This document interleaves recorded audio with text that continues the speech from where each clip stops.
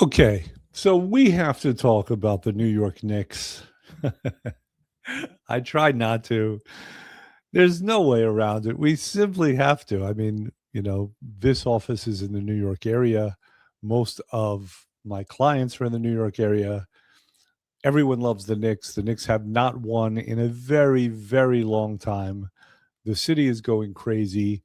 What's good for New York is good for the country and the world, being the hub that it is. So we have to talk about the Knicks. Plus, there are lessons that we can learn from them. Basically, the story is this. When they looked in the mirror a few years ago, they were disgusted by what they saw. Who can relate to that? And they were with good reason. I mean, they were a failing team. They were horrible. And it was beyond even the court. Not only could they not win and could they not put anything together, but there were scandals. I mean, this was a franchise that was really on the way out, a historic franchise, and they were just terrible. But they've turned it around, and I want to talk about that a little bit. But first, a brief interlude for a commercial. So here's the deal. This is where we are. We are in summer. It's not officially summertime until I think June 21st, but obviously Memorial Day weekend was a couple of years ago. The next thing to look forward to, the next long weekend, is the July 4th weekend. It's coming up. We're all looking forward to getting out of Dodge. Many people like to travel, and this brings about a conflict, an internal conflict, which is this. When people travel, they don't want to look bad. They don't want to feel weighed down. Often people are going to places with beaches or places where they're touring and they have to do a lot of walking. So everyone wants to look good and they want to feel good. They want to have the energy to walk around and to see the sights. So I have a lot of people who end up doing programs before they go away. And generally, they're very thankful for it. I mean, if I had $1 for every time I was thanked because a person did a program and as a result, they were able to enjoy their vacation so much more. But here's the conflict. Everyone is afraid of gaining weight while they're away. And so they don't want to waste their time and their efforts and their money. And often, listen, people do go crazy on vacation. I wouldn't necessarily advise going crazy. I would advise enjoying yourself. I mean, don't go to Italy and have no pasta, for example. I mean, enjoy where you are and enjoy what it has to offer. But don't sabotage, right? That's a good general rule. So what we put together is this. We call it split rounds. We do it every year. It's very popular. Our programs consist of an initial detox phase where people lose a lot of weight. And there are subsequent phases where people stabilize their weight, they lose more. All kinds of good things happen. You stabilize the metabolism. You teach your body how to not gain the weight back in some of these subsequent stages. Most people's focus is on the first stage, the detox, where all the weight loss and fat loss is happening and people feel so much better. So what we've done is we've split up this initial stage. More often than not, it's a 40-day stage.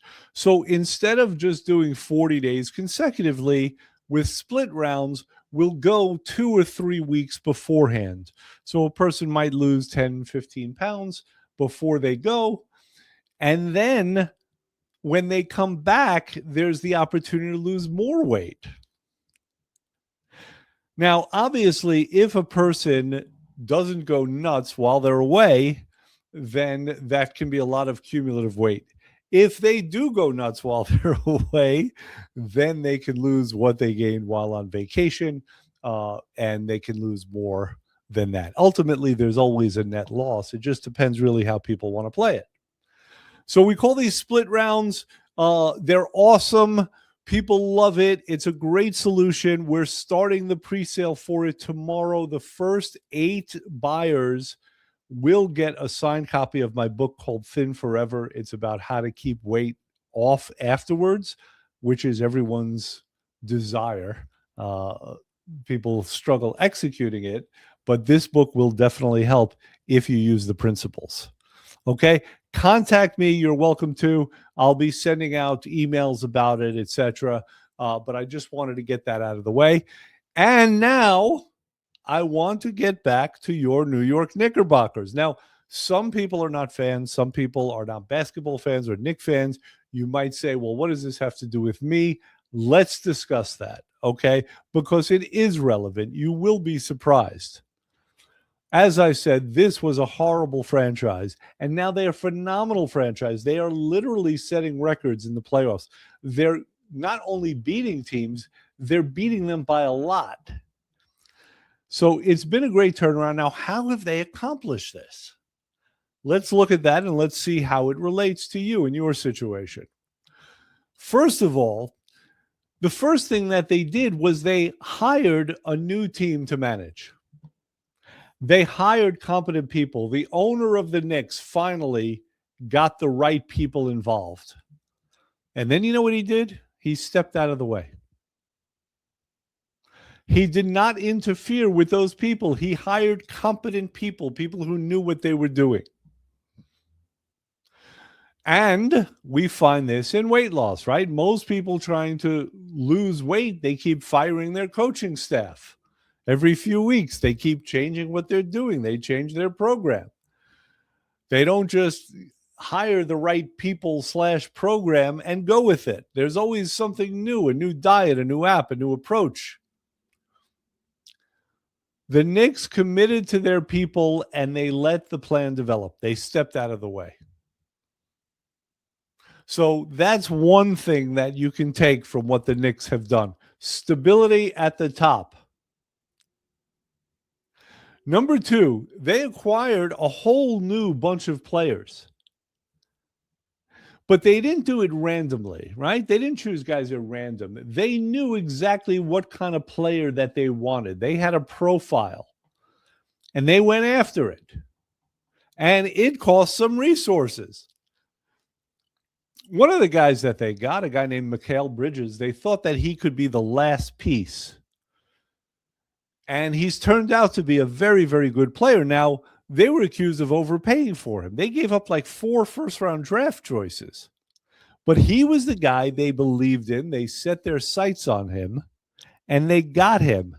And they were willing to invest. They expended the resources. You need to be able to expend the resources, obviously money, but also time and also effort, and not undervalue what it's going to cost to get what you want, right? You identify what it is you want, and you identify it before the outcome. The third thing they did was they fired their coach last year. Now, they had a very good coach, and they had a pretty good record last year. They were on their way, and yet they fired him. They were one of the better teams in basketball last year, but it wasn't good enough. They didn't settle. They fired a successful coach because close enough wasn't good enough.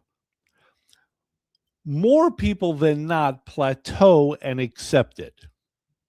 They have a goal and they accept something less than that, right?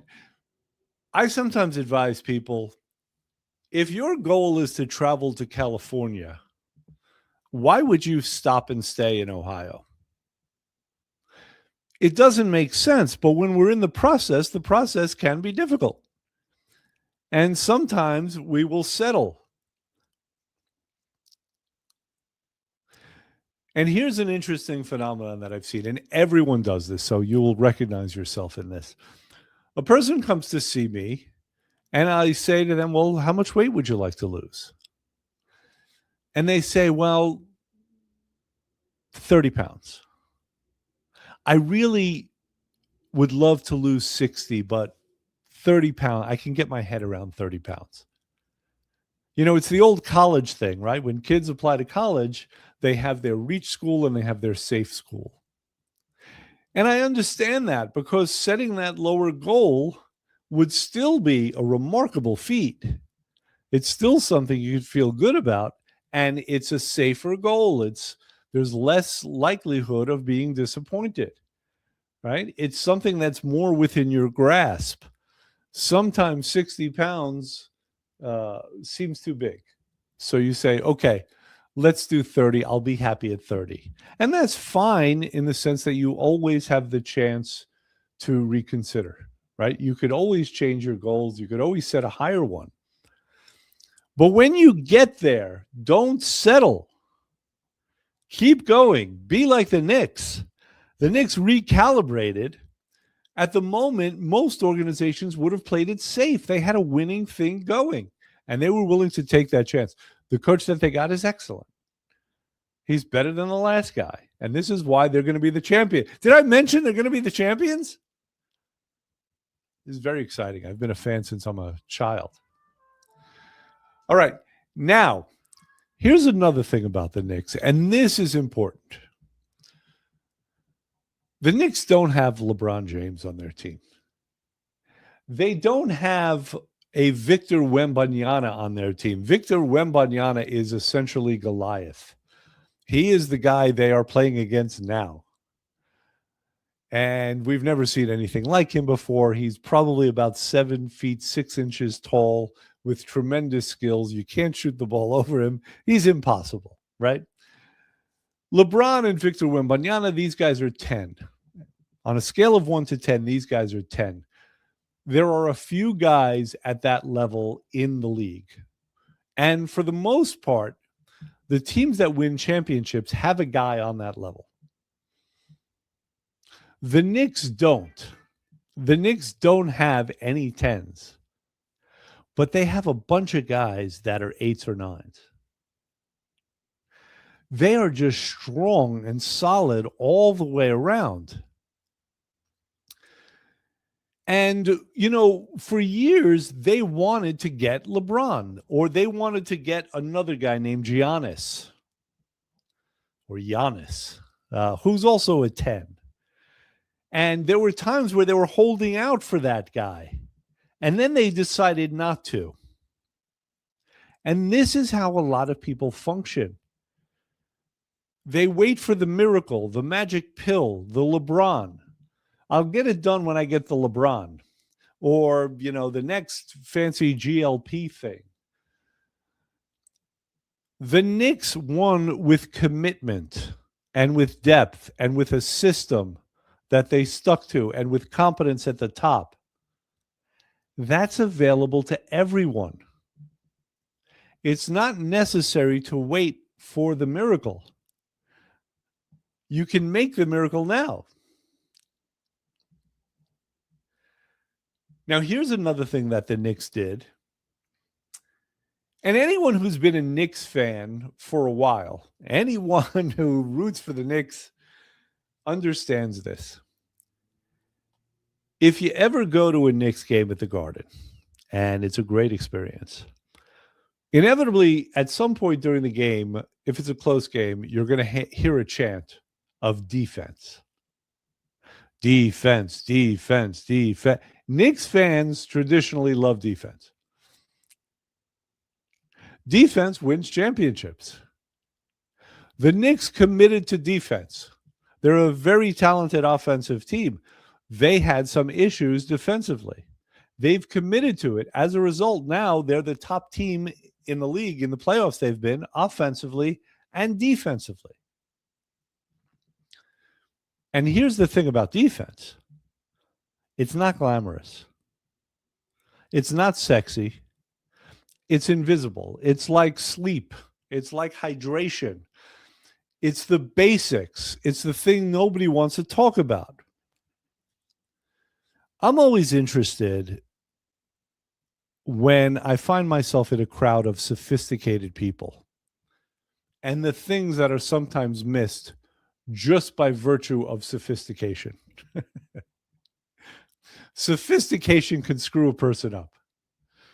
And this goes to the last point also, right? The LeBron point.